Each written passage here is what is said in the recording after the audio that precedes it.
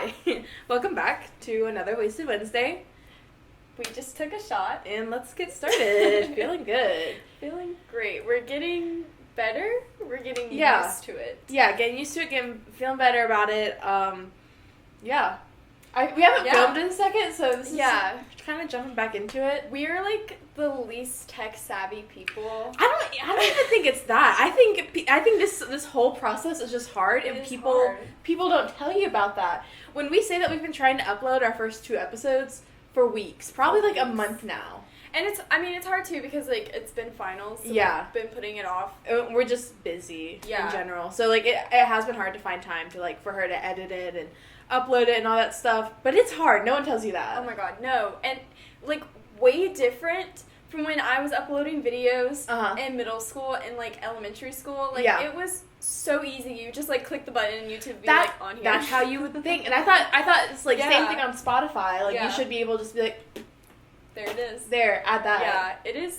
It's hard. Not easy. So thank you for being patient with us trying to figure out some sort of schedule. We had a plan. We had a plan on how we would upload. It's not quite going to that, but hopefully soon, once we're done with finals and we have more time to like figure out how to do this. Yeah, figure out our flow, then it'll be more consistent. Then then we're on a roll. Then it's over. Yeah, because we got plans, we got thoughts of things we want to do. We have a friend, as soon as quarantine's over, she will be She'll be here to help us, and that will make it 10 times, 100 times easier. Step up. We're about to step up our game. So. But thank you to all the Reddit threads I've been on. The Reddit threads and 14-year-old YouTubers for helping us out. Literally. And we heavily procrastinated this. Oh, big time. So this might end up on a Thursday, but if you hear low whirring, it's my computer. Just off to the side. And I might turn and try and like do stuff. We're getting episode 2, trying to get it to where it's uploaded. That one was about 2 hours, so I think that we went off. That's why it's 2 parts for you guys. Yeah. It just a became 2-parter. Yeah, exactly. It became like a therapy session / fangirl moment. Yeah. We've talked so much about Avatar that now it's on my Instagram Explore. I see so many things. I mean, rightfully so. Yeah, I'm can't happy about it. It's like I talk enough about Avatar and Percy Jackson, and that's just my phone. Avatar, Percy Jackson, Avatar, Percy Jackson. Hello. And they're just like, okay, we get it. Yeah. Like RFBA agents, like, for you. Right. So speaking of current obsessions, a little segue into. Yeah, that was good. I guess now that I'm commenting we just finished watching Never Have I Ever. Yes. And that, first of all, everyone needs to go watch it immediately. Go watch it. And we're gonna try and do as few spoilers. Yeah. If none, hopefully none. But we might. I mean, maybe slip up a little bit.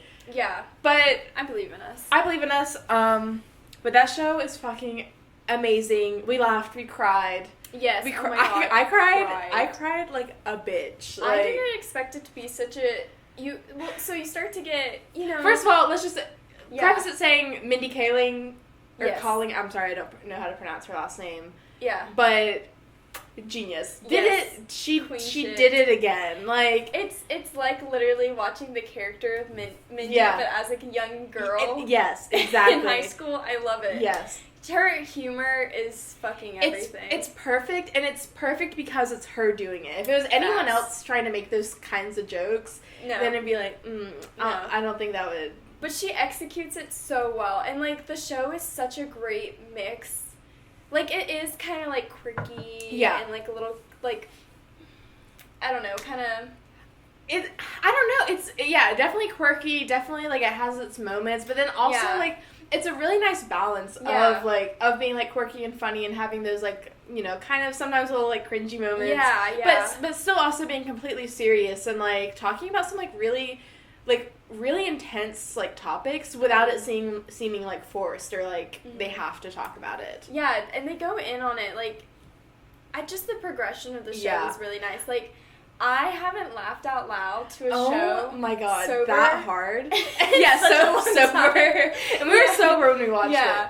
Yeah. But that shit is fucking so funny. It's ridiculous. And it's so relatable. Like, I wish I had that show in high school. Yeah, like, honestly. That, oh my god. Yeah. Perfect. So all you high schoolers out there that have that show, that have all these kinds of shows now, fucking live it up. Jealous. Like, so jealous. Yeah. But it's just so so good. I personally really like the way that they talked about trauma. Yes. And, like, how they handled that, and how, like, they had the main character, how she handled that. Yeah. Well, I liked how, okay, try not to spoil too much, but, I mean, I guess it's not a spoiler, so, well, yeah, it's about not a her spoiler. dad. Yeah. Yeah. So her that's the premise of the show, yeah. Her dad had passed away a couple months before, a couple months. 8 months. 8 months before, yes. And so she's dealing with that while also starting high school. Or like it's her sophomore year. So she's going into her sophomore year of high school. Her father just passed away 8 months before, and she it's called a specific something, but she became paralyzed from like the waist down for a couple months, due to that the trauma. Because it was like kind of insane how he died. Yeah. And so that's kind of how it starts off, and so it's.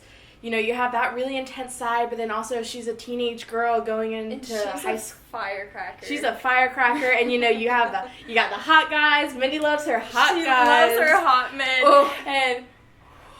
And you got it. All ages. Like, Damn. I rewatched the first 2 episodes with my sister today, and as soon as like the main love interest came on, she went, "Oh, Paxton!" Shit. And I was like, "I know, bitch. He's hot as fuck." I looked up. He's 29, so like, okay. I feel okay about like saying that. That's so cute that he just got his start. Yeah. I love it. His Instagram's so cute to me. But yeah, no. It's just so like, and well, back to the trauma. It kind of reminds me, like, I think. When bad things happen to you, people expect you to just kind of, like, process it and get over get over it, and then, like, in the span of, like, 2 or 3 months, they expect you, like, for life to be normal again, but everybody processes things differently, and I think as soon as you realize that, and as soon as you can recognize that in yourself and your friends, and they really showed that, because the main character, Davy. I'm sorry, I can't pronounce names. The other guy calls her David. Yeah, David. Yeah. So the way that she handles her trauma is really not great, actually. No. But that's what I love. She even talks to her therapist. She's like, "I'm gonna make this bad decision," and her therapist is like, "Do not do that," and she doesn't. But that's what I love that it shows, because people, like you're saying, like people expect you just to like process it, and that there's not gonna be any like. You know, side effects, or you're not going to affect any other people. It's just going to be an isolated thing to you. Mm-hmm. But like in the show, it shows like, I mean, she's kind of a shitty friend. Like, like she's kind of a really shitty friend, and they talk about that, and her friends talk to her, and they're like, "Hey, we know your dad just died," and they give her a lot of slack. They do give her so much slack for that, but they're like, "We know your dad just died, and that's a really hard thing." But you're still being a shitty friend. But they don't tell her to get over her dad dying, which I liked that. Which I was fully prepared to do, because shows normally, you know, they do that. But her friend's absolutely amazing. Love it. Also, the representation. is, I love it. It's absolutely amazing. And I can only imagine what it means to people of that culture. Of like, you know, Indian culture and like Hindu, and like I love it, and she does it in such an amazing way that it doesn't feel like forced, or like it doesn't feel like it's a sideshow, or like it's the topic of a whole thing. Like it's just there, and it is. It's just a part of her. You know, like it just characters are dynamic. You know, and there's nothing about you is the only thing about you, you know, unless maybe you're a horse girl. But like besides horse girls. Besides horse girls. Yeah. But yeah, and I think that was really well done. Yeah.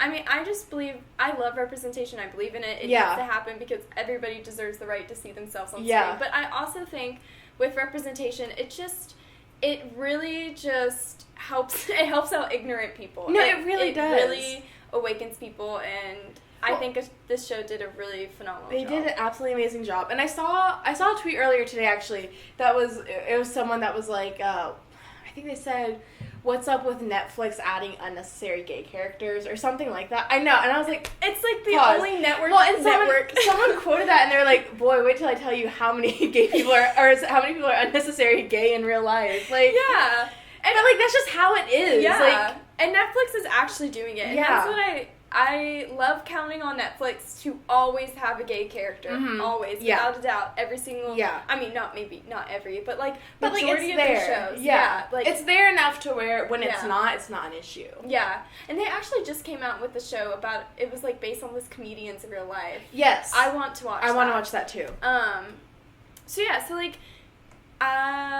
so again, not to spoil too many things. And last thing I wanted to say about the trauma arc, even though I haven't lost a parent, and I can only imagine what that feels like, again, I related to the way Davey processed it because, I mean, like, that's how I processed my parents' divorce. Yeah. I mean, it was like a year I had moved. I felt a lot of the same ways. Like, seeing her handle, like, the loss of a parent. Yeah. It felt very reflective of going through a divorce. Like, obviously it's not, like, it's not the same.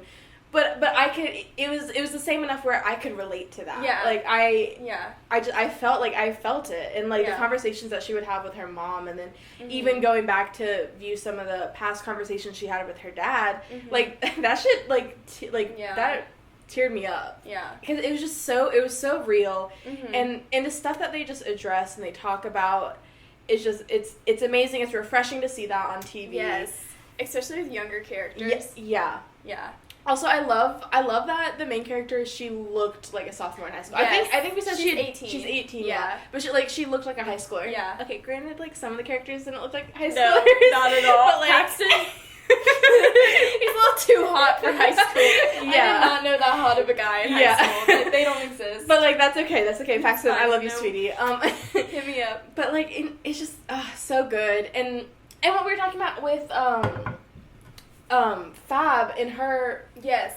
Okay, not gonna spoil. I'm not gonna say that anything of that. But like how they do that, and we were saying how even the stuff where it's not explicitly shown on the like during the episodes, because they're short episodes. I think they're only like 30 minutes, 20 to 30 minutes. Like that. So like you understand that you don't have time. So you understand that you don't have time for all of it. Pause while we fix I know, the I'm trying camera. not to curse this time. Okay. Alright, there we go. I'm trying to be as silent as possible this time instead of being like, fuck shit, fucking hell. But yeah, so even the stuff that they don't explicitly show on camera, because they, like I said, they are short episodes, so you understand that not everything is done. It feels okay. Like, it feels like okay not to see everything and just have some things just like be. Yeah, like things just happening. Yeah. Off screen. Yeah, and I mean, there's just so many, like, I think, you know, now I'm thinking about it, there's all of the main characters, well, like, the main girls, they've evaluated their relationships with their moms. Yeah, I didn't realize that. Yeah. But and their dads really aren't in it. No, it's really all about, like, that mother-daughter bond. Yeah. And I really like that, actually, yeah. now I'm thinking about it. I mean, because one way or another, there's something about that, like, either, you know, any of them that you can relate to. Well, like, in the last episode, during one of the final conversations between Davy and her mom, I'm not going to go into, like, the detail. Yeah, that whole thing. But when her mom was basically telling her that, you know, she loved her and that she was her only child and she was her family, first of all, that was one of the things that made me absolutely, like, lose my mind. But, like, it puts in perspective, like, this, like, they're, like, as much, like, trouble and, like, bickering and arguments that they go through, like, it shows, like, that they're able just, like, to come back. And, like, and it's not without, like, just completely forgiving everything that happened before, because both sides, both Davy and her mom, like, they both kind of fucked up. And but they talk about that. Yeah. And it's not, like, a complete, like, forgiveness without, like, acknowledging, like, anything. And that's what we were talking about, too, how so many TV shows, like, someone will fuck up. Yeah. And then they won't. Their friends will just take them back. Yeah, exactly. Like, there's no real apology. Okay. They didn't admit that they did anything wrong. But, like, in this show, like, they do. Like, everybody does. Everybody does. And like, and it comes to a point where it's, you know, you put your priorities in order and you see, like, okay, yes, this stuff happened, but then also, like, you know, we can handle that later. Like, we need to talk about this right now. And so they do moments like that, but they ultimately come back to, like, hey, you know, this thing that you did, like, that happened, that was really shitty. Let's talk about that, and let's understand each other's sides, and let's work through that, instead of just being like, I'm sorry, you're my friend, so all is forgiven. Yeah, or like, oh my god, the amount of times it's like that weird toxic thing where they're like, well, you did this, and then the main character gets off scot-free, and like the fucking supporting characters are just like, okay. I mean, I really enjoyed how Davy wasn't, I mean, she was definitely a likable main character, but like, for sure. she wasn't unproblematic. Like, she caused most of the problems. She caused most of her own problems.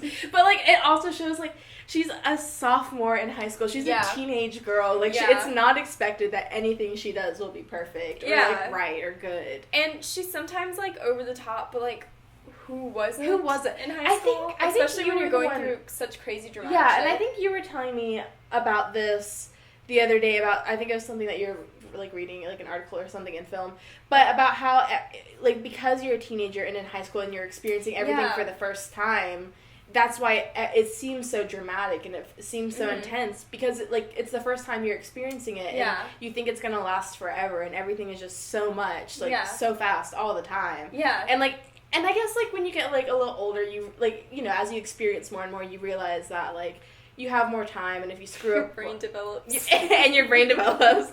You have more time. Like, you screwed up this one thing, but you'll have time to fix it in the future, and you kind of see your priorities. But in high school, it's like all or nothing. Yeah, like you don't realize that. And in this show, like they really show you that how everything is like life or death. Like so important. And to credit who said that was the director of The Half of It. Alice Wu, I think that's her name. Which we watched the other day too. Yeah. Which we can talk about that one. Yeah, we'll talk about that in a second. But I think all in all, Mindy, you fucking killed it. You fucking killed it. Did it again. So much. Hats off. Love it. Oh my god, they had the chick, what are the chicks from The Office in it? Yes, Angela. I don't remember the actress's name, but Angela, she was in it. Andy Samberg narrates an episode. God. That shit was so funny. First of all, Ben, love of my life. King. Oh, a king. I love him. When you really see from his perspective. Oh my god.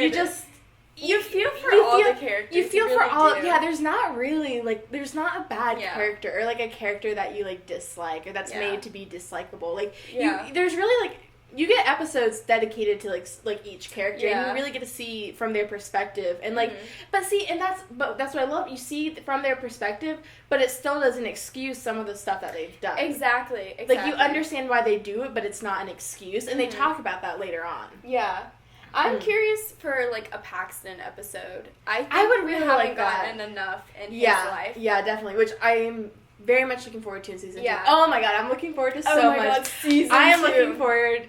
I need more of Eve. I need more of Eve. Queen shit. We will talk more about. I think when people start watching the show more, and maybe closer to season 2, whenever that will be, we'll start talking more about what we're looking forward to and like getting into more detail. When more people have seen it, I don't have to worry about spoilers. Because I really don't want to spoil it for anyone. Because I would love to talk about what I'm looking forward to in season 2, but I've got theories. And mind you, we finished this last night at like 3 a.m. Like we watched it in 2 nights. We were 2 nights. We were planning on just watching one episode. It was like 11, and like we were both like a little tired, and we were just planning on watching one episode, maybe 2, going to bed. And then suddenly we finished the season. It was just so good. And and there wasn't a good stopping point. Like you just wanted to keep going. Yeah. Like the progression was so awesome in the show because so you get to know everybody in the first episode. Second episode I think is the real winner. Yeah. Definitely watch the second episode. I think it is by far the funniest. Our favorite joke. Oh my god. Our favorite joke. Favorite joke is in the Ben and Davey. They're at the lockers. Oh my god. That is the funniest. If you've seen the show, you know what scene we're talking about. Hollering. Like, we were hollering. That shit was so funny. There was a dog with us, and we were laughing so hard we scared the dog. Like, it was just there was a dog with us. There was a dog. The dog just walked in and said, "Hey, what are we watching?" I was dog sitting. A dog appeared. She was dog sitting. We were at that house, and there was a dog. The dog was there. The dog was there, and she was just chilling. Yeah. But that scene, it was so fucking funny. It had me crying. It was so good. And it rarely does a show make me laugh out loud. Like I'll chuckle. I'll chuckle. I'll do that's funny. That's funny. But that show had me laughing out loud, crying, like... Oh my god. And you it's feel... been a second. It has been a second for, like, a good show. And that Oh, I love it. It was very good. Yeah. But yeah, so like the second episode's so fucking funny, and then second episode you go through a lot of like the stereotypical tropes, and then you kind of like it's funny, and like funny. Even though a lot of stuff that they do, it is like stereotypical like high school tropes, but it's done in a way that's so nice. It's very unique. Yeah, because like normally some of the tropes, I'm like, okay, like we're so tired. Yeah, I'm tired of it. I see that everywhere. But they just do it in like a refreshing way. Yeah. And it's just so nice to see. Yeah. And it has you looking forward, it has you hooked, and you feel connected to the characters, and you're just like, oh my god, like what's gonna happen? Like how are they gonna handle this? Or like why is she doing that? Oh like, my god. Yeah. It's been a while since I've like screamed at the TV. Like, why are you doing this? The choice is so clear. Yeah, so yeah, exactly. So then you get to the funny stuff, and then you get to Davy just and then you're like kind of destroying her life, causing a nuclear war. And then by the end of the season, you're crying, and you don't expect it because it just, at least for me, I started crying at the end of the second to last episode. Yeah, I mean. Yeah, when like we said, everybody has a relation. Yeah. Like, there's something explored between like the three main characters and their moms. Yeah. And with Fab and her mom. Yeah. That relationship and that like moment that they had. Yeah. I was crying because by far it's not often you see scenes like that. Yes. And when you do, so real. It's someone who, once you see it, you'll understand, and especially. Yeah, so, like, once you see it, you'll understand why it means so much to certain people. Mm-hmm. That was a good way to put it. You were doing a very good job of not spoiling. Really big. I would not have been that. It means so much to certain people to see a scene like that play out. Yeah. And it just... And it's... I think the last time that a movie made me feel like that was a blockbuster from a few years ago that was pretty monumental. What? Well, I can't say because then it spoils it. Pause. She's whispering in my ear. Oh, yes. Yeah, okay, yes. Like those two friends, like the two best friends at a party, and you're like, fuck, it's the two best friends. And then they're like, do you remember that? And you're like, oh, wait, no, you want to get that. And then they're like, do you remember? And then you're like, they don't even complete the sentence because they're like, do you remember? Yes! Oh my god! And then you feel so left out. And then when they whisper, you're like, it's about me. Yeah. It's about you, in case you were wondering. But yeah, yes, that's a recent. I'll get a recent blockbuster that was pretty monumental because to certain people. Our certain people. First time it had been done. Oh, this is like a fun little trivia thing. If you know what we're talking about. I'm sure they. Once you watch it and then once you know what we're talking about, then you'll be like, okay. Duh.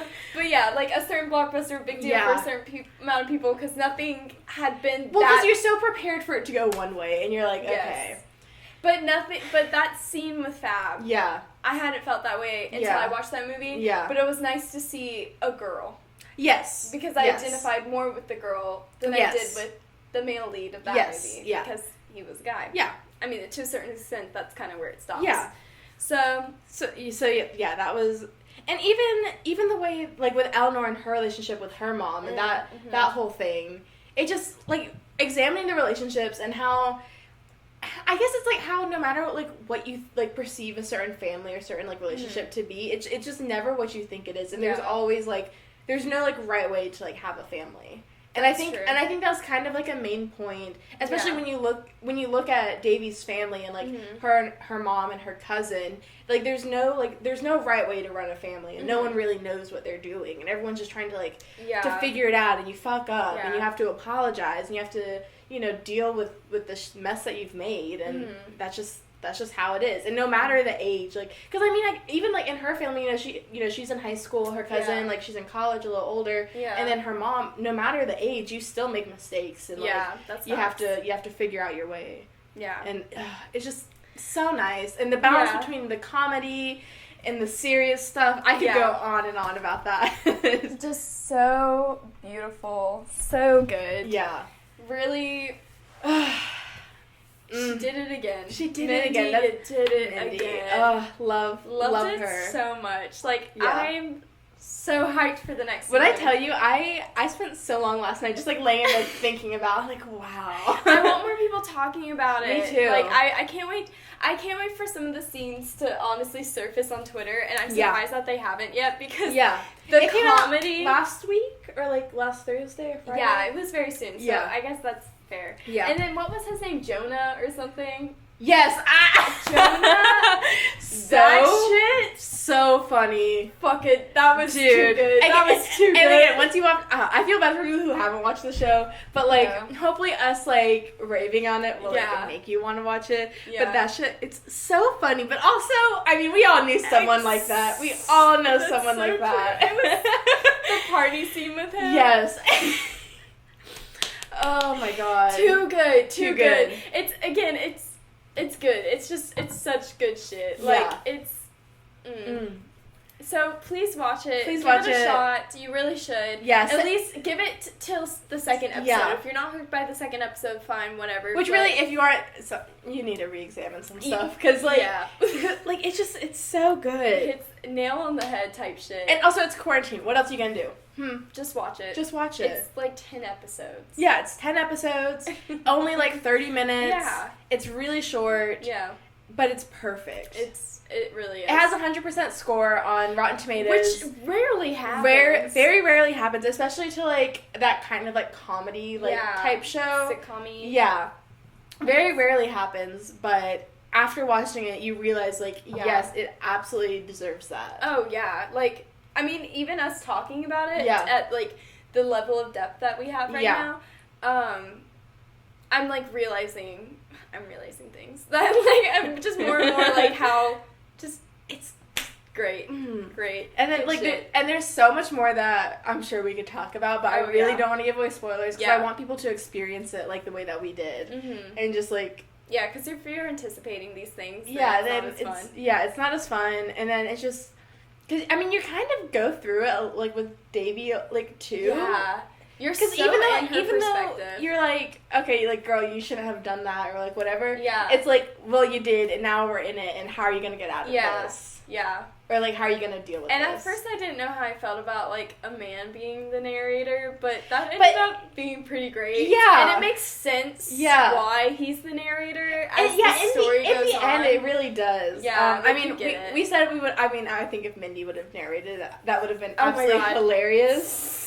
And I'm really hoping that she makes a cameo in the second season. My God, wait, that would be so good. If she was, like, Davey's, like, part of her family or something, just comes in for one episode. Like, I'm not even asking for, like, a whole, like, story. Yes, like, just like, one episode, like, one scene, like, pull, like, a little Stan Lee type thing. Like, that would be everything. It's literally, like, just the main character. It's just...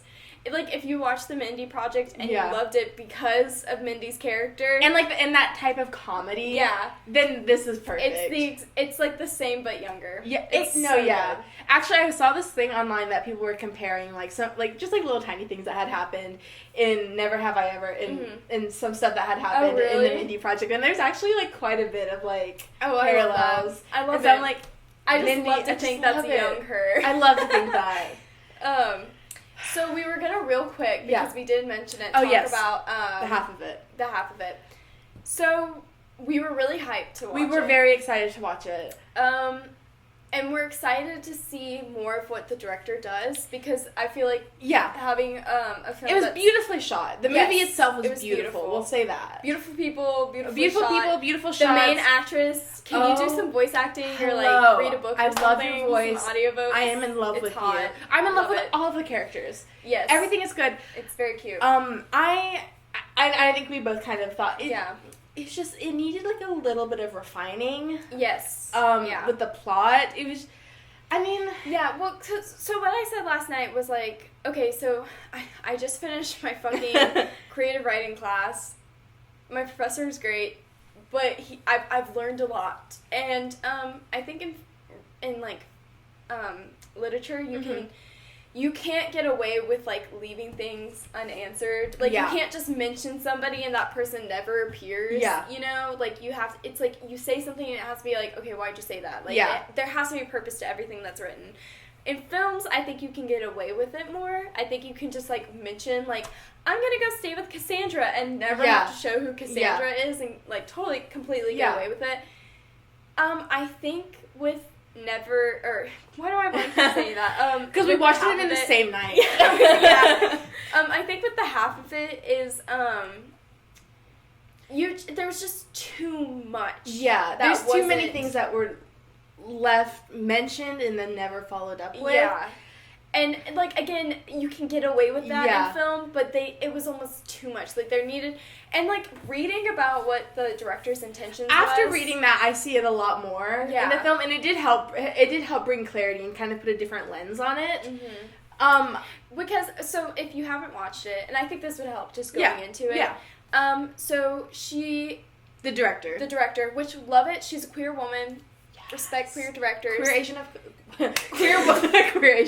Queer person of color. Yes, and we love that. And honestly, films about queer people, I literally just wrote a paper about it. But films about queer people, directed by queer people. It's just, that's just how it needs more to be done. effective. Otherwise, you turn out with a blue is the warmest color situation, which is what her paper was That's about. That's what I critiqued. And I compared it to Go Fish. And if you haven't watched Go Fish and you're a queer woman, oh my god, you need to. It is beautiful. It's everything. It's, like, now my new favorite film. But, yeah, so anyways, it's better and it's effective. Mm-hmm. But so the director, and I think she wrote it, I don't know, I want to say she wrote the whole thing. I don't think she, like, co-wrote it or anything. But the idea was she had this friendship in college. She was, like, friends with this straight white dude.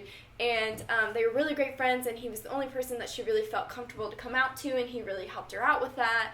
And then he got a girlfriend, and the girlfriend got really jealous and thought that, like, they were a thing. And she's like, swear, it's not a thing, I'm gay. It's not like that. You know, like, we're literally just friends. Yeah. But the girlfriend kind of got in the way of their friendship because she was jealous. And so that's like, what inspired her to do the film. But then she didn't want it to be, like, in college. She wanted it to be in high school and to be, again, like what we were talking about, like, when you're younger, it's all these first things are happening. Yeah. Everything's really intense. It's heightened. So the problem that we had with the film is it became... For me, it became a little hard to, like... understand, like, the linear narration of it. And, like, there were some things that were mentioned on earlier in the film that they mentioned later on, but then they talked like they were... started out great. Oh, my God. First half, beautiful. Amazing. They had us in the first half. They had us in the first half. And, like, and don't get us wrong, like, I'm a big fan of it. I would by no means say that it was bad. Like, I would no means say that. It's just, like, little tiny critiques that... I think would really have elevated it. Yeah. But very much looking forward to more of what the director has to do. Yeah. But yeah, the first half, so well done. Oh, I loved it. And then the second half, it was just kind of like, it felt a little all over the place. Like they were starting to mention some things and then didn't follow through with that plot line. And then other things started happening. And some things were never answered. Yeah. Or you thought everybody knew this. Or at least this one person knew this one thing. Yeah. Well, and like but also who was with who. Yeah. Oh yeah. The conversation of who was dating who and if those people were still dating. Mm-hmm. And then other people were talking. Yeah. It just got the relationships just got a little messy, I think. It was confusing. And the catfish storyline... Like, it started out fine. Yeah, it started out fine, and then it just went on a little too long. And it was too catfishy, and it kind of felt a little too Sarah Burgess. Yeah. So that would be my critique. Like, that went on a little too long. And then I think the other thing is, like, at the end of the movie, you realize the most important relationship was... I don't even remember the characters' names. Hold on, let me go on IMDb. Well, and they start out by saying... She starts out by saying this is not a love story. And usually when you hear that, you're like okay. But I mean, granted, it was like, even in the description, I think in the trailer too, like, it was always said, like, this isn't a love story. Yeah. But it was marketed as a love story. Mm-hmm. Like, that's how, like, the promos were going. Yeah. So it was, like, a weird, like, is it, isn't it? And I know sometimes the director doesn't have control of, like, how your film is marketed. So it was a little, but like, it was started out by saying this isn't a love story. And we should have listened. But like, even in the end, it was like a little ambiguous, like, like what the relationship ended as. Mm-hmm. But ultimately, the main focus was about friendship. That was the end relationship that they really wanted to focus on. Between Ellie and Paul. Yes, Paul. It was Paul. Okay, Paul. Love that boy. Love all the characters. I really do love all the characters. I would have liked to know a little bit more about them. Like, I mean, obviously we focused on Ellie a bunch and her dad. A little. I mean, enough on Aster who we wanted more. Really Aster because she was confusing at times. I wanted to know a bit more about why she was the way she was, I guess, or like why her religion is. I mean, that's not a spoiler. Like why her religion was like important to her. Yeah. I mean, not that religion needs a reason to be important, but why she felt she couldn't be herself with her religion. Yeah. Especially when it came to her dad, and like why she had to do this. And this. And so she would like say all of these things, but I think what we felt was like we wanted to see those moments. Yeah. Like we wanted some scenes where it was like her at home because we got Paul at home. Yeah, we got Paul at home. You know, him without Ellie and stuff. And I think we saw one scene of Aster at home. Yeah, but she it was at through dinner. their perspective. Yeah. So I think we would have liked to seen a bit more of that. Why she was worried about her conservative dad. Mm-hmm. And again, like it was stated that like her family was religious and conservative, but it wasn't shown that that if she came out or if she like acted a certain way, then this would be the reactions that she would get. Like it was never said. That because I mean in movies like it can show that like you can have a conservative like family and still come out and like it can kind of work or like it just shown certain things like that and so we didn't get I didn't get to see exactly what the big like deal one conversation with her dad because she mentions him so much but then you never the only time you really see him is that scene at dinner and then at the end where they're at church and he's giving a sermon but you don't see his views and you don't see what Aster's seeing. I think just a little more about the characters specifically more about Aster I would have liked to see and then a little bit the storyline I think just to get cleaned up a bit and follow through some of the stuff that they had talked about before. And I think just again like an emphasis on the fact that like at the end of it, the most important relationship was the platonic relationship. Yeah, that too. I would have liked to see more shots of Ellie and Paul together where they didn't talk about Aster. And there was some scenes like that. But I would have really liked to see like some more focus on that if that was going to be what the main relationship was going to be about, that friendship. Then I would have loved to seen a bit more progression of that relationship. And, which I mean, don't get me wrong, it was still very good. I just would have liked just like a little more. Yeah. And I mean, I loved all of clearly you can watch it and you can tell that the director loves film. She knows film. Oh my god, it was beautiful. Yeah. My favorite scene was when Ellie and Aster it's not spoiled. Well, whatever. They have a moment. They're like in this like pond and it's beautiful. Oh my god, and you can see their faces like reflected in the water. It's so good. Ugh. And like you can just tell the director she knows film. Yeah. Like, she references and quotes so many different love things, so many different, like, films that are about friendships and love and stuff like that. Like, Casablanca's in there with, like, this is going to be a story of a beautiful friendship, blah, blah, blah. And the movie starts off with a huge-ass reference to Hedwig and the Angry Inch. And if you've never seen that, are you even queer? But it is such an amazing film. Definitely one of my top favorite films because it is everything I want and more. It's a beautiful film. It is a direct reference to that. Oh yeah, for sure. And so then I was like, which is what. Okay, so that was one of my things where it starts out with that direct reference about the your soul. What's the name of it? So it's a reference to Origin of Love and Hedwig and the Angry Inch, and it like when they do that song, they talk about that mythology of like, oh, you and your soulmate at one point in were time, merged. and then like Zeus cut y'all in half. And like Hedwig in that movie, they have when they do that song and they. It's about that mythology. It's to animation. It's beautiful and everything. So the movie starts out with that. Yeah. Totally directly referencing it. It's even animated and everything. Yeah. But yeah, we said that like. So it starts out with that scene or with that shot and that animation. And I think what was a bit confusing to me is throughout the whole time I was kind of thinking about that, because I mean the whole thing is about soulmates, and it was a little unclear whether that opening scene was a reference to her and Aster or her and Paul. Yeah. Being like, you know, so because sometimes like, you know, the reference to being soulmates can be platonic, like it doesn't have to be like a romantic thing. So it was a little unclear where like how that tied in directly. Yeah, because the soulmates, like when they ended that scene, were two girls. Yeah. So I think that's what, and I think it's being voiced by Ellie's character, right? Yeah. Yeah. So.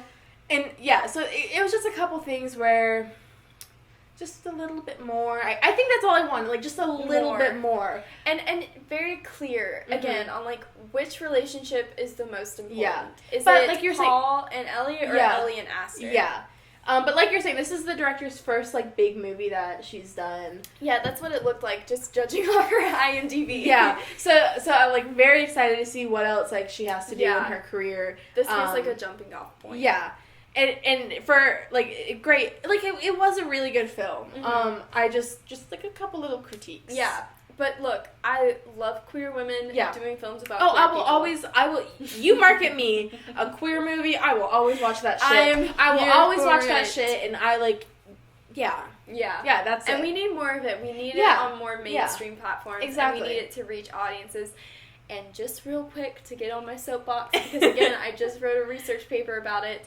How queer people should direct queer movies? Yes, queer people should direct queer movies. And 100%. Or at least, if not queer, a woman. Yes, a woman. But, like, well, it kind of depends, because sometimes women believe in heteronormativity. That's true.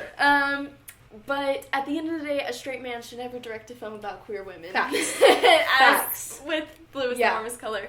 And I could show you my paper, because the... Link in the bio below. Link in the bio, because at the end of the day, that was just a movie about... it being a one-time thing. It fed into every single bisexual trope. It was kind of ridiculous. It belittled just... It was and then you watch a film like Go Fish, and you're just like... And I will say, I also recently just watched Portrait of a Lady on Fire. And I will be watching that Which she will be watching that, and I will be watching it again. And again, just talking about, like, queer women directing, like, queer films, specifically about, like, lesbians. It's just, you see it. If you've seen Portrait of a Lady on Fire, first of all, I fucking sobbed.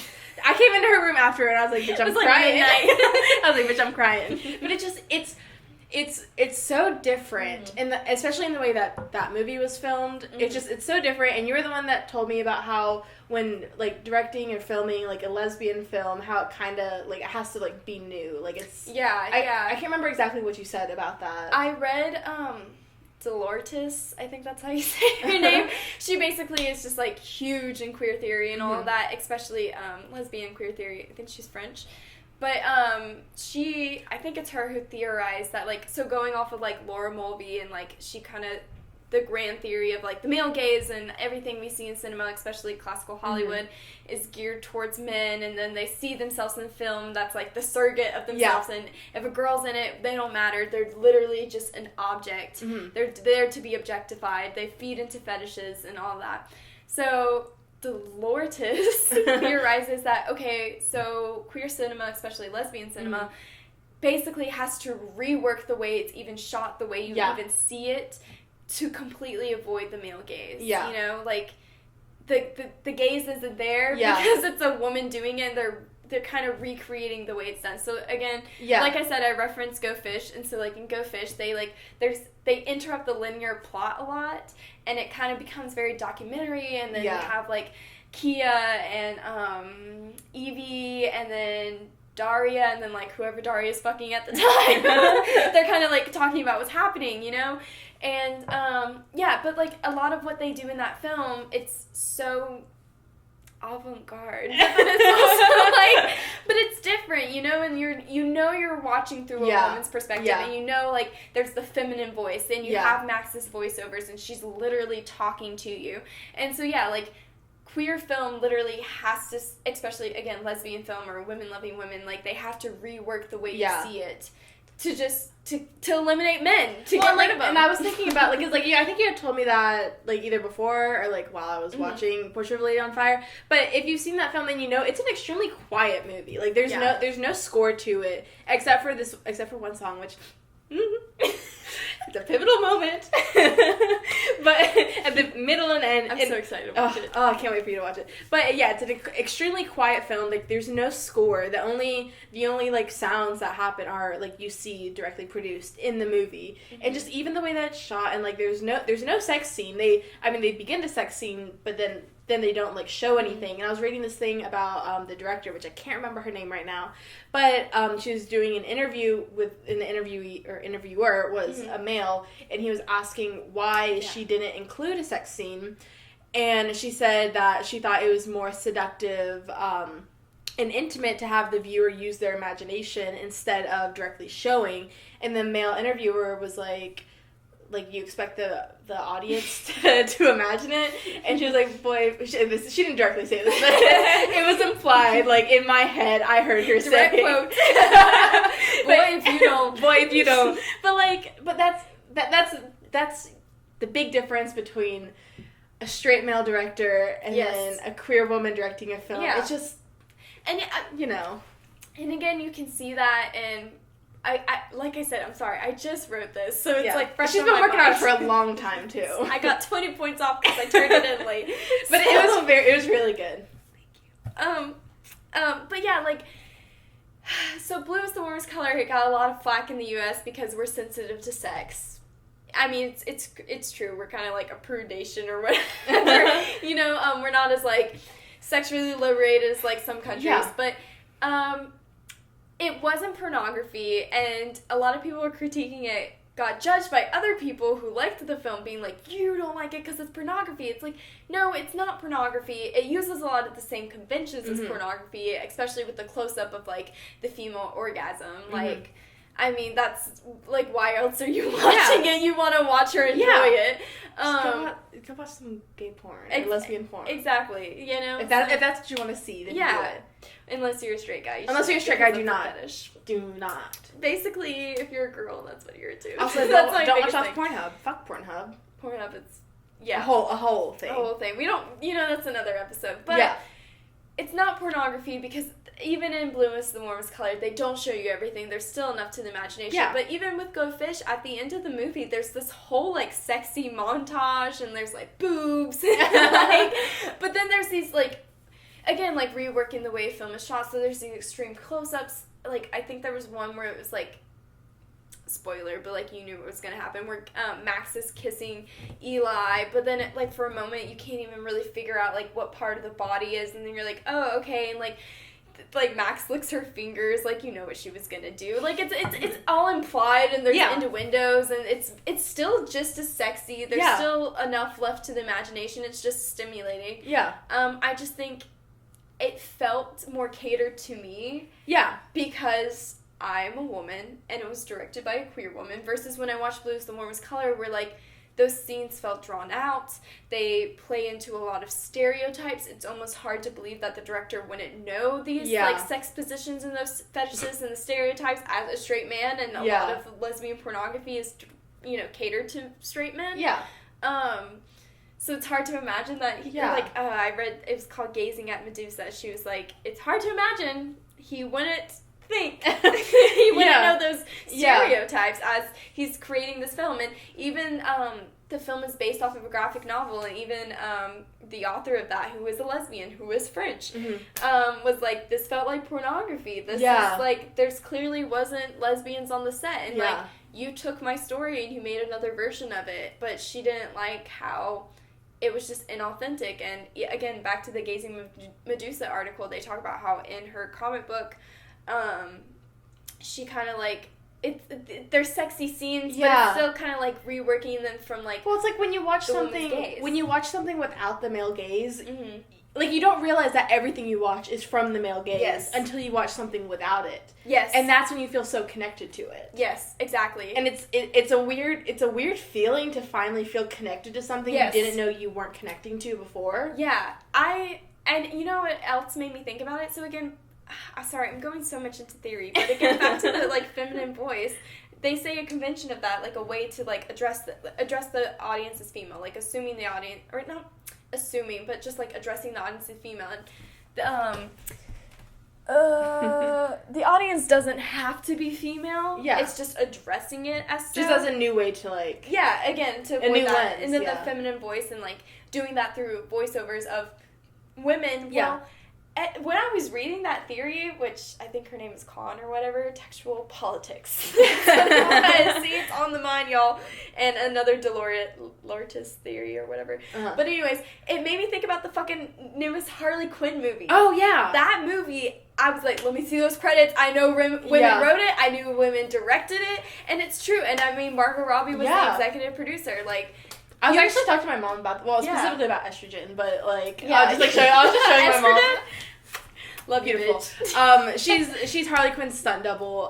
With the roller skate stuff. She's such a badass. You gotta look her up. Fucking love her. But I was showing my mom some of, like, I was like, hey, look, here's estrogen. Like, no prompting. But I was just like, I think she had, like, posted something. And I was like, look at her. That's it. I just want to talk about estrogen for a second. Amazing. Amazing queen. But, like, even that film, like, oh my god, I would honestly write, like, a paper about it and easily. How it is totally just directed. Yeah. It's a feminist film. Oh my god, for sure. Absolutely. But just even having the, like, Harley Quinn voiceovers, like, I felt addressed. Yeah. And I know I've said this before, but it's so refreshing to see a film for you, or, like, that you can feel connected to. Mm-hmm.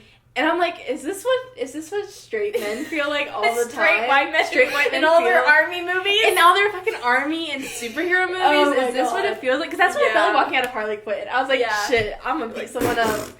Yeah. But, like, it feels so good. And like, anytime I walk out of a movie or, like, see like, a film or that's from that lens and that's not from the male gaze, it just makes me feel good. Like, so good and almost, like, giddy almost. Like... Yeah. Of being able to, like, feel like I just watched something for me. Mm-hmm. And it's such a strange and foreign feeling. Yeah. Which is really unfortunate. Like, and it kind of makes me sad to, like, think about how, like, foreign that feeling is, and, like, how not often it's produced. Although a lot more frequently now. It's thankfully, yes. This is why representation matters. This is why representation matters, and this is why it needs to keep happening. Yeah. It's why people need to realize sometimes they just need to take their money, sit on the sidelines, pull a Brad Pitt, and just produce it. Exactly. And, like, what I don't get is, like, all these, like, fucking Hollywood producers, they're like, no one wants to see that. Yes, they do. People want to see it. Crazy. And the reason why they say that, like, certain, like, films that are, like, you know, specifically for representation or that, like, include, like, you know... that include representation, and they say, like, oh, well, it didn't do well. It's because they don't put in the money to market it as much as some of these bigger films, and therefore it flops because people just don't know what's out there. Yeah, I mean, it's crazy how conservative Hollywood is, how they believe all of these old-ass, outdated conventions. Yeah. How, I mean, it's Hollywood is just a product of capitalism. Which, next up on my list to watch is Hollywood. Yes. We're very excited. Heard good things. Yeah, heard great things. Yeah, but Hollywood is just a product of capitalism. They want to keep feeding off the same shit. I'm glad things are changing, and they're only changing, which is kind of sad and crazy. Yeah. It's because you put your money towards it. Like, exactly. It's capitalism. Mm-hmm. Not gonna get on my soapbox about that because we all know. Eat the rich. We all know, eat the rich.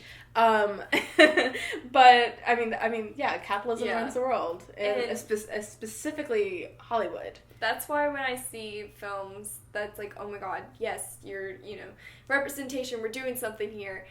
It's like, just put your money towards it. Because if you put your money towards it, things like that are going to keep happening, but it's going to also get better. Yeah. Well, and that's like with the half of it. Even though, like, it wasn't my absolute favorite film, like, I'm still going to watch it. I'm still going to give it the views. I'm still going to tell people to watch it. Because at the end of the day, like, yes, it was not a perfect film, but in terms of representation, it was great. And as queer people, we want to keep seeing queer films. Exactly. And it is crazy to talk to older queers who, like, they barely even have seen a lot of, like, queer films. Because, I mean, even you know, the iconic ones or, like, the really great ones that kind of, like, are the predecessors to all this great shit that we get to see now, like, they're hard to find or you have to pay to find them. Like, they're not free to stream. Yeah. And, you know, it's like hidden. Yeah, or they started out as, like, indie films. Like, Go Fish was one of the first indie films to prove, hey, indie films can be marketable and you can push them to be a mainstream artist. I mean, let Hollywood fall. Let indie films rise. Amen. A24. I want to see A24 do like a superhero movie. That's what I want to see. I think that'd be fucking hilarious. Oh my god.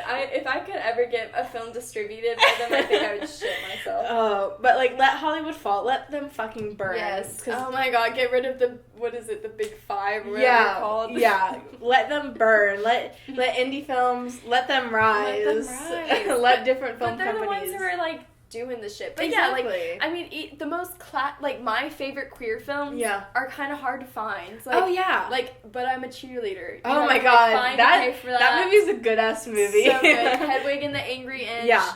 I just watched The True Adventures of Two Girls in Love or whatever, which you can only find on YouTube for free, which is kind of crazy. That's crazy. Yeah. I mean, it was low budget, but it was great. Yeah. And I know why it was so important. Yeah. But yeah, it's just kind of insane. So yeah, put your money where your mouth is or whatever. Yeah. I guess. All right. So let's wrap this up. We'll wrap this up a little bit. Since we've been talking so much about Never Have I Ever, we thought we'd play a game about. Or not a game about. Play Never Have I Ever. And the loser must take this beautiful shot of boobies that I got in South Carolina. She's missing one, but I was surprised when there's a little nipple right there. A little nipple when the bathing suit. Yeah, it like disappeared in the dishwasher or whatever, and yeah, she like for real. Oh my god, it's very filled. I know. My hand slipped a little. Race car from Target, and so it just drives, and it fits perfectly. It was supposed to. I don't know where the bottom bit is. There were wheels. But yes, the loser, which I guess we do. Yeah, they'll just have to take a shot. So if all your fingers are gone, you have to take the shot. Yeah. Okay. So yeah. So you're leading the game. I've got some up here. Okay. Let's see. I've played this game, but never, like, with drinking at stakes. Just like, it's just kind of been like, LOL, we're at a birthday party. Never. Yeah. Should we take turns so that way I'm not choosing all the ones that, like, I've done? Or not that I would do that, but, like, or should I just go in order? Just go in order. I trust you. We'll do 10 fingers. Okay. Yeah? Yes, 10 fingers. Okay. Well, let's see. What time are we at? Okay, we're almost at an hour. So okay. Yeah, we can do 10. I think we can do 10. Okay. Never have I ever injured myself while trying to impress a girl or boy I was interested in. I don't think I have, so I'm going to put a finger down. Or no, I'm not going to put a finger down. If you've done it. I don't think I have. I don't Well, I'm trying to think about all the people that I've liked and then all the times I've gotten injured, and I don't think there's any correlation. Nothing's coming to mind. Yeah.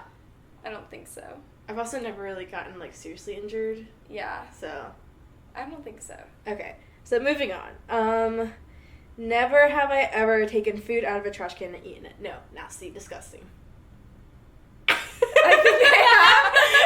think I have. I need to. Well, like, if it's not, like if it's not bad, you know, like, if it hasn't touched anything. Like, if you accidentally threw something away? Yeah, and I'm like, oh, that hasn't touched anything. Okay. I'm sure I have. Okay. Never have I ever cried or flirted my way out of a speeding ticket. I've tried. She doesn't have a car. I've tried to do that. It didn't work. So should I put a finger down? Yeah, you tried it. I tried it. It didn't work. He was a dick. Mm. And it wasn't even that I was trying to make myself. So cute though. It wasn't even that I was like trying to like make myself cry. I was legitimately crying. I remember the one time I've been to Six Flags and I didn't ride any rides. I haven't told you because I fainted. That's when I learned how to hydrate. But my mom got pulled over on the way over there, and like her friend was like, "Cry." Yeah. But, like I was 9. Yeah. Or no, I was in middle school, but I don't think that counts. Yeah. Okay. So I wasn't driving. So moving. I'll put a finger down. Okay. Never have I ever taken part in a talent show. I have. I didn't get in. Does that count? I mean, you tried, so yes. Okay. Yeah. Because where I went, the school district, you had to audition to get into the talent show. I mean, granted, I was in like 2nd grade when I did mine. So. Okay. No, the school district I was in, it was like K through 12. Uh-huh. So you had to audition to even try and get in it. And I don't know why at that point I didn't learn then that I can't sing. I sang in mine too. I sang Our Song by Taylor Swift. Oh my god, I think I sang Star Spangled Banner. That's worse. I know, it's criminal. No, it wasn't Star Spangled, it was America the Beautiful is what I sang. Oh my god. I remember exactly what I was wearing. It was like this little like brown velvet dress. I think I was in like, you said Sorry. I think I was in, like, 2nd grade. I don't know why. That's hilarious. Yeah, I love it. Yeah, that was that. Never have I ever broken something at a friend's house and then not told them. I think I've told them. You put a finger down. No, I didn't. Okay. So I think I told them, but it wasn't like I didn't break something. So I was at my friend's apartment. This was like a couple years ago. They were living in a dorm, and they had like one of those like wax burner things like against the wall. And I was sitting on the ground, and I accidentally bumped up against it, and I spilled wax in their carpet. And I tried to hide it, but then when I stood up, they saw it. Yeah. So like I tried to hide it. Yeah. So like. Yeah, we'll put a finger down for that, you know, because you attempted. Yeah. If I broke anything, I was drunk. So I don't remember. I'm sure at some point in my life I actually broken something and tried to hide it. The only thing I can remember, and I was very traumatized, was I was at somebody's house, and I think it was middle school again. Uh-huh. And it was our family friends, and they had a full-length mirror, and I wanted to see my full body, so I propped it straight up against the wall when it was kind of slanted. Yeah. And it just fell over and shattered. Yeah. And I mean, I told him. Yeah, you can't hide that. And I was like sobbing. Yeah. I was like totally embarrassed, sobbing. And you know, you're at that like self-destructive state where you're like, I can't do anything right. And I was like, I'm gonna pay for it. And I was like broke. So you're like, so my mom will pay for it. Right? And it was like horrible and embarrassing. But I told him. I'm too honest. Like I can't help but tell people. I have too much of a guilty conscience. I think I just don't like confrontation. And so, like, I just want to, like, I don't want to talk about it. I've seen something. If it's something, like, serious, like, if it's something, like, I don't know, like a fucking family heirloom or something. Yeah. Like, I've never broken anything that's, like, I don't know, of actual value. Yeah. But I'm sure, like, I'm sure at some point I've been over at my friend's house, like, playing with, like, a little, like, gadget or whatever. And then it breaks. I'm sure I've done it, but I don't remember. I do remember I saw somebody, they had just gotten this puppy, and I saw it pee on the carpet, and there was, like, a ton of people over, and I didn't say anything. I was like, that's on the puppy. Yeah. Does that count? Should I put a finger down? I don't know if you want to. I don't. Let's see. Never have I ever jumped off a roof. I'm putting one down. Well, okay. So when my aunt, she lives in Florida, and she lives on the lake, and she has down by her lake, she has like this little like boat area where she lets people like keep their boats, and we would climb up to the roof off like on top of that, and we would jump into the lake. Oh, that's cool. It was okay. I think I already put one down, but it was so much fun. That was the highlight. It was like a big ass roof too. Yeah, like it was like a decent amount. So it was a lot of fun. That's probably what I do, like in all the teen movies. Oh, it was jump off. Exactly that. And I remember like I was like with my cousins who were like older teens, or like they're like in their like late 20s now, but like they were like the cool like older cousins, and like they'd be like doing like backflips and stuff, and I'd be like, this is my indie movie. It was very cool. Never. Oh god. I already gotta say, you gotta put one down. We both have to put. Never have I ever shoplifted. We don't have to elaborate on that. Moving on. No, I will not be answering any questions. Cut the cameras. Cut the cameras. Never have I ever. So I'm already on one hand. Shit. Never have I ever seen an alligator or crocodile in the wild. Yeah. I've been to Florida. It's okay. The thing with never have I ever, you just have to get to the sex questions, and that's when I start losing fingers like that. You know? Sorry, parents. But otherwise, I'm like I remember I was playing Never Have I Ever, and somebody was like, never have I ever gotten a license, and I was like, you're like, bitch, why you call me out? That's a direct call out. I know. Never have I ever broken a bone. I have not. I haven't. I've broken my brain multiple times. Never have I ever been arrested. I have not. No. Never have I ever... What's the next one? Never have I ever cut my own hair. Yeah, I've cut my bangs. It's been pretty sad. Hello. I literally had, like, turf bangs for a while. It was so bad. That wasn't you. That was... I know, I literally cut those myself, and that was the last summer? Yes, that's the last time I cut. I thought you went to Good Cuts? No. What is that? No, that's when it was like great cuts. That was like super short. Oh. But when I had the turf bangs, that was me. I have a video. And that's the last time I've cut my own I have bangs. a video of that you sent me. This is like when we first started looking for apartments, and like we didn't know each other when we moved in. First of all, like we knew each other, but like not really. And so I remember I sent you a video talking about when our landlord was like, I was like talking to him on the phone, like trying to figure all this stuff out, and I sent you a video of like me talking about it, and you sent me a video back of you just like responding because it just didn't feel like texting, and I watched that video the other day. Your bangs were awfully short. I see those photos and I'm like, you're like, so you just let me walk around looking like that? I mean, I knew I looked like that. That was the problem. I was just like, fuck. You can't win with bangs. I think that's probably the ugliest thing about me when I look back at photos is my motherfucking bangs. They look better. They look good now. There you go. I hate looking... I used to look at old photos and I'd be like, yes. Yeah. And now I look at them, I'm like, I was so ugly. Let's see. Never have I ever shot a gun. I have. Yeah. I've done that. And look, you can't live in the South. You can't live in the South and not have done it. It is fun. Like...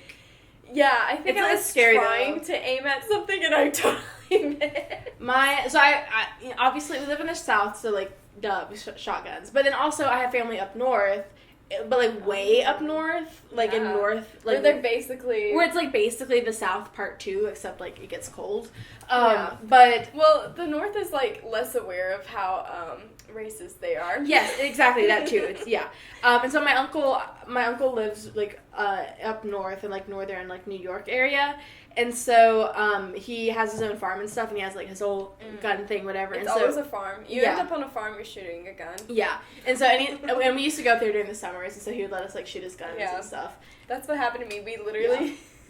We were in this, like, vintage car. It was, like, a family friend of ours. They had a farm, and they had some horses. And that was the first time I ever, like, fucking galloped on a horse. That shit went fast. And it was like, bareback. I used to kind of be a horse girl. In the sense that I took like horse riding lessons and like I did all that shit. I only did it for like a couple months because then I think my parents couldn't afford that. But I mean I love that. I would love to. Let's go riding horses sometimes. I want to so bad. I want to too. I miss when they go too fast, I'm like, ooh, buddy. I don't know if I would actually remember like any of the stuff that I did, but like I would. I did horse riding lessons, and then also I would have to like. I was the one that had to, like, saddle him up and, like, pick its feet and, like, do all that shit. So, like... Cool. Damn. Yeah. Yeah. Well, my gun memory was they owned 3 horses. One was scared of his shadow. The other was a baby. Yeah. And then the other one was mean and didn't really like the guy. Yeah. But she liked his son. But anyways, he was like, hey, like, convinced her to basically let us both on. Yeah. So I was, like, holding on to him. And then we were, like, galloping. I've never gone that fast on a horse and was bareback. Yeah. And then... I've never done bareback. It's uncomfortable. I always did the Western where it has, like, something right here that you can hold on to. Well, because she was so finicky, he was just kind of like, okay, she likes me right now, get on. Yeah. And then it was like, I'm gonna die. And then, and then they had, like, this kind of, I think, like, a vintage car. We went, like, mudding, like, back roads, and then the guns were in the back seat. I feel like we've all had, like, if you lived in the South, no matter if you live in Atlanta or not, you've had, like, a really Southern phase, because I've definitely gone mudding before. Oh, my God, I used to be into, country music. Like, oh my God, I remember in middle school when I was trying to be cool, I would like listen to country music. Like that's growing up in the South. Is at some point you think being it's cool into country music and being into Christianity is cool. yeah, it's like cool. Like 12 Stone. You ever heard of it? Yeah, and then later on you find out if you actually like that stuff or not. Yeah, but didn't. Yeah. But we don't gotta go into that. We don't have to go into that. But yeah, no, if you live in the South, you go through that phase. Yes.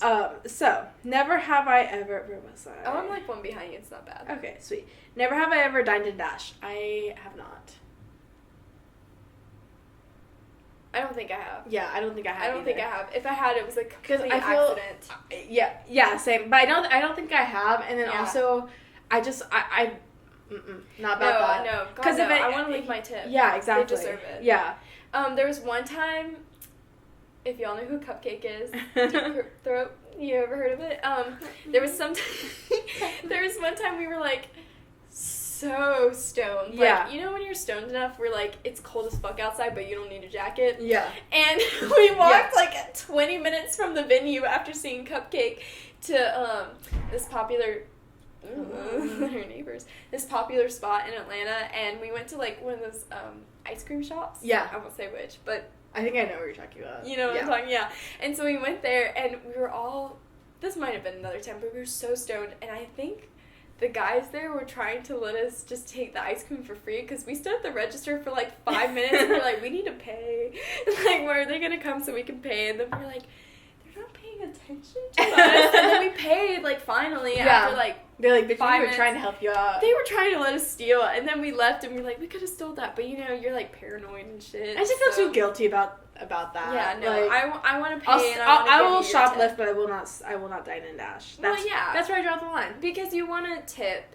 Because like I've been a server before, and like if someone dines and dash, like that's on you. Like you have to pay for that. Like or like they like take it out of your tips, or at least where I worked they did. I like that. Yeah, no. If I shoplift, it's from corporations. Shoplift from corporations, like not your local, mom and mom and pops. Yeah. Never have I ever cheated on a test. Duh. Of course. Duh. Of course I have. Literally. How did I get through school? Never have I ever fallen in love at first sight. No, I have not. I don't know if I've ever been in love. I don't think I have. What about those scenarios that you make up in your head when you meet? That doesn't count because that's not love. Okay. I don't think that, if that was the case, then every single person I have ever seen, I have fallen in love with.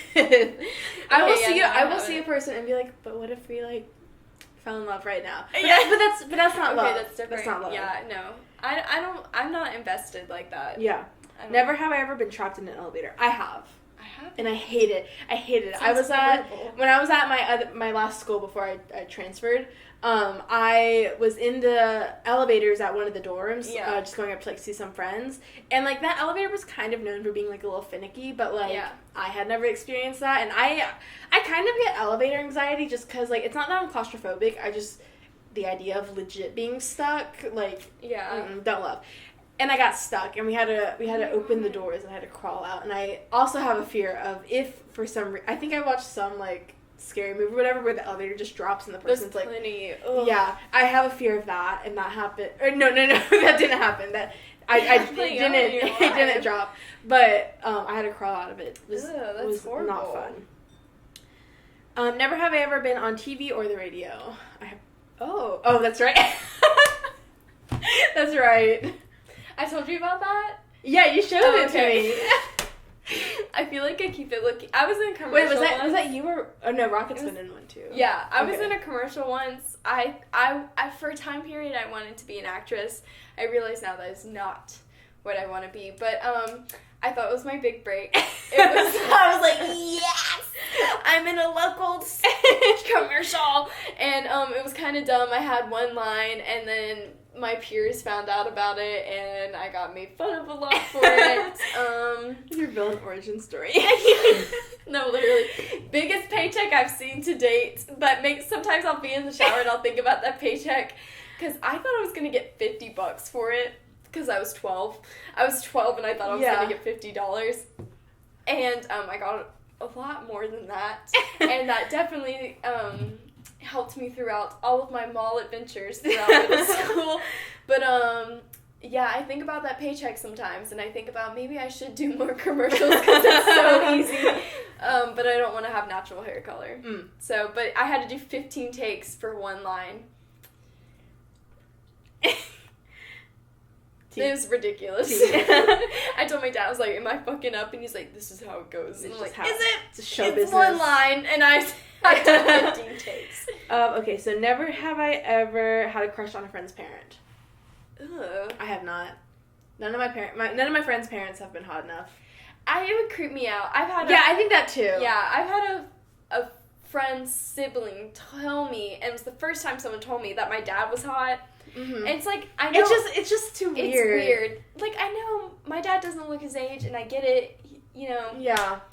I get it. He's like, he's good looking. Yeah. But like, it's weird to have somebody in my age range tell me that. Yeah. I don't want to know. I've never had a crush on a friend's parent, and then I don't think I've ever had a crush on like a friend's like sibling.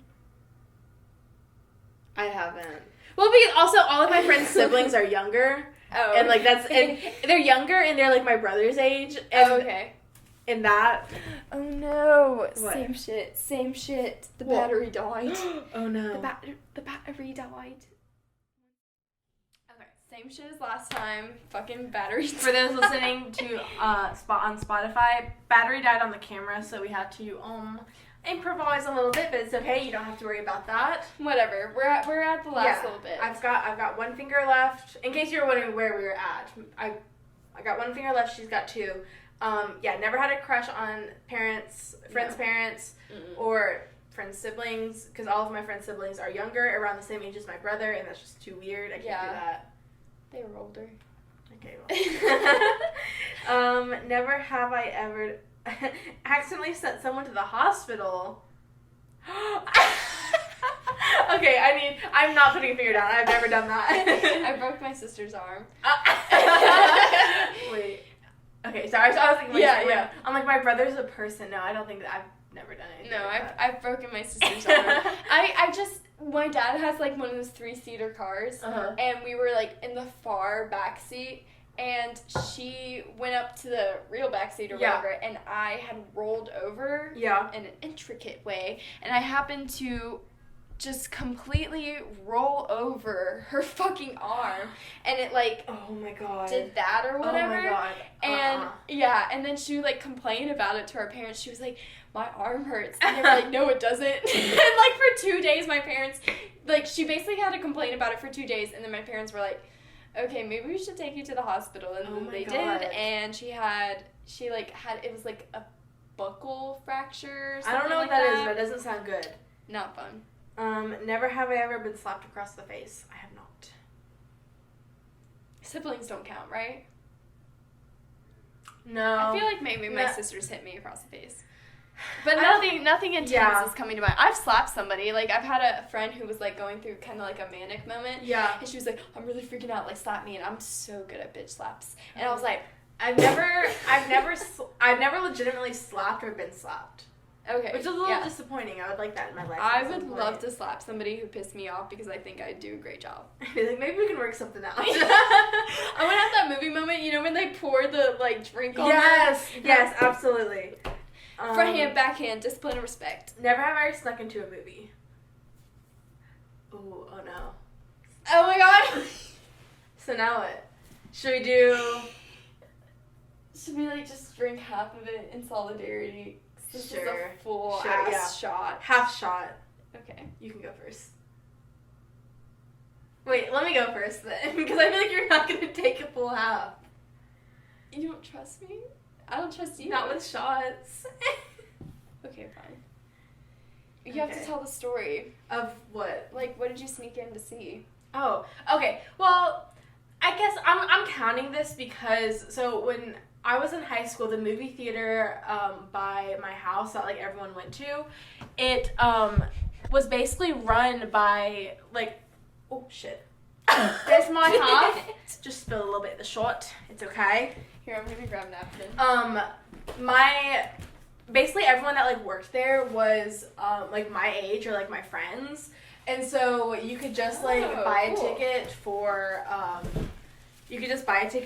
like, another movie and just go to see, whatever, like, other movie you wanted to see, or, like, see for, like, a double feature or whatever. Yeah. And so it was just really, like, they did not care. And I guess I never really snuck into a movie as in, like, I didn't pay for one. Mm-hmm. Just because, I don't know, just because, like, I didn't. Thank you for that. Just because I didn't. But, like, I'd pay for, like, one movie, and then we would just go see another or just, like, stay extra. So I'm counting for that. Yeah. Because it was, like, if you wanted to see, like, before you're, like, 18 or whatever. Yeah. So that's mine. Okay. I guess I'll tell mine.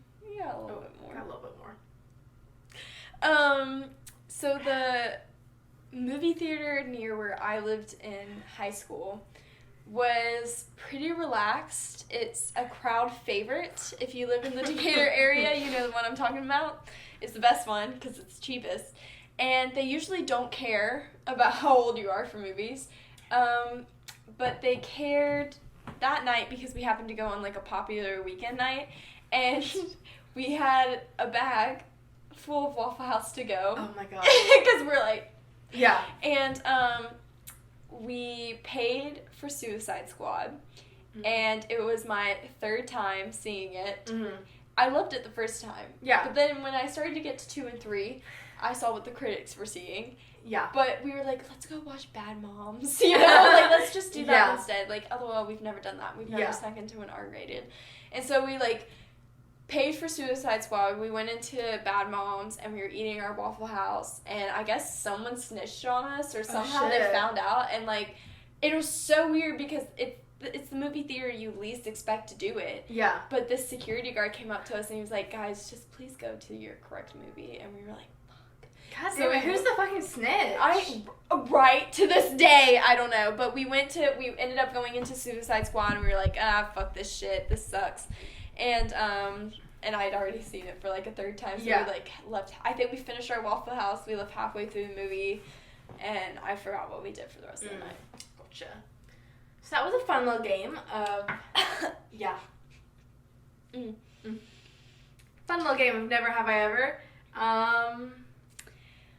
Thank you so much. Thank you so much. I liked that one. That was fun. That was fun. We had a great time. Some good conversation. Yeah. Hopefully we put you onto some queer movies. Got you thinking about stuff that you haven't thought about before. Yeah. Especially in regards to queer and lesbian movies. Yeah. So as always, follow me on Instagram at cult.francis and Twitter cultfrancis. And then follow me on Instagram at stevie.kicks. Yeah, stevie.kicks. It will be linked below. It'll be linked below. Because I think you said it wrong in the last video. It's stevie.kicks with 2 S's, and then on Twitter it's stevie.kick with no S's. I don't even think the dot's in there. It is. You know what? I'm going to check right now. Because last time... I just don't be knowing my handles. No, it's stevie.kicks. Look at that. Proof. That's Instagram. I'm talking about Twitter. I was talking about Instagram. What are you talking about? Twitter? Twitter, it's Stevie Kick. Oh, okay. Did you start with Twitter? No, I started with Instagram. Okay, whatever. Maybe I'm wrong. I'm sorry. Instagram is Stevie.kicks with 2 S's. Twitter is Stevie Kick. Period. Period, poos. Alright, we love you guys. Thank you for watching again. You. Stay tuned for another Wasted Wednesdays. Bye.